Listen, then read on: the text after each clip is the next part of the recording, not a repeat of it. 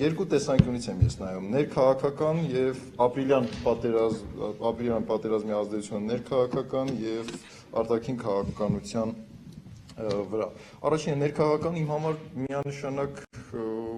մի կարևոր գործընթաց գնաց եւ գնում է, դա լյուստրացիա է տեղի ունենում Հայաստանի ներքաղաքական դաշտում, որտեղ եկել էր մի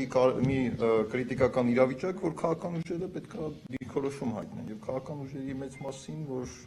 մանրադիտակով է մանգայինք չեն գտնի քաղաքական դաշտում։ Սա ես կարծում եմ, որ մեր հանրությունը եւ վերլուծական փորձագիտական դաշտը այս մասին պետք է խոսի եւ թարմբայի։ Նրանք պետք է պատասխան տան իրենց դիրքորոշումների եւ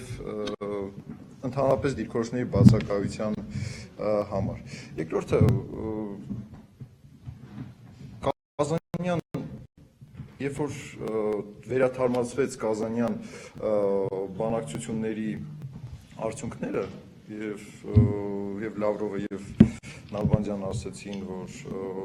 Հայաստանը դեմ չի եղել, ու ես ձեզ ուզում եմ հիշեցնել, որ այն ժամանակ լուրջ քաղաքացիական լուրջ հակազդեցություն չի եղել, բայց այս օրերին ոչ մի թիզ հող ուղղակի շարժում է, այսպես ասեմ, լայն զանգվածներ գրավեց, թեկուզ բոլորը դուրս չեկան փողոց եւ փողոցում իրենց ասելիքը չասեցին, բայց այն կարելի է ասել գերակշիռ Այսօր էլ բոլոր փորձագետներն ասեցին ոչ մի թիզ հող։ Այդ շատ կարևոր է։ Ես չեմ կարող 100 քանի տարեկան կուսակցությանը իմ 30 տարեկանում մեկնաբանեմ, իրանք մի բան գիտեն ուրեմն։ Ինչ վերաբերվում է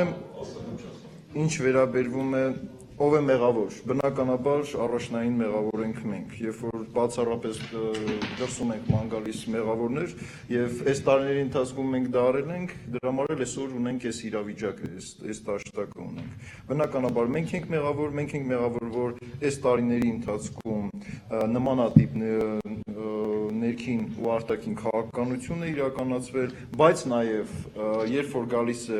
այս սպառնալիքի այս իրավիճակները, երբ որ մենք տեսնում ենք, որ արտաքին գործերի նախարարություն եւ նախարարը ուղղակի պաշտոնական այցով մեկու մեջ Հայաստան են գալիս, այստեղ գործի է դրվում հանրային դիվանագիտությունը, որը եւ մեր քաղաքացիները այսօրերին իրականացրեցին։ Չեմ չափազանցնի դերը, բայց ես կարծում եմ, որ կարևոր գործ արվեց այսօրերին։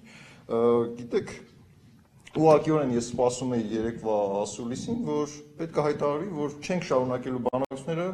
ուղղակիորեն չենք շարունակելու բանակցությունները, քանի դեռ մի կրակոց շարունակվում։ Ինչպես? Ադրբեջանի հետ։ Այդպես չէ, ավելի հստակ պետք է նշի, որ չեն գալու բանակցային սեղանի շուրջ, քանի դեռ ուզում են ուժի միջոցով մեզ ինչ-որ բան պարտադրել։ Սա կարևոր բաներ, որ չեն։ Այսուհետ պետք է հանրային պահանջը ավելի բարձրացնել, նշաձող ավելի բարձրացնել